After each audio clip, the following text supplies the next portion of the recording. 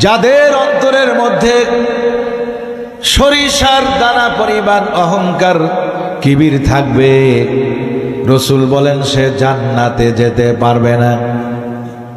মিসকালু যাররাতিন মিন কিবির, জান্নাতে যেতে পারবে না। অহংকার, তাকাব্বুরি, এটা ঈমান বিধ্বংসী একটি গুনাহ, ঈমানকে ধ্বংস করে দেয়।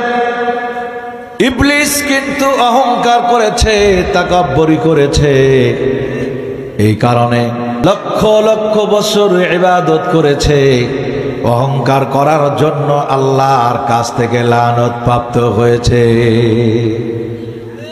আল্লাহর কাছ থেকে লানত প্রাপ্ত হয়েছে। এই যে অহংকার, এটা এমন একটা জিনিস, বিশ্বনবী মুহাম্মদুর রাসূলুল্লাহ সাল্লাল্লাহু আলাইহি ওয়াসাল্লাম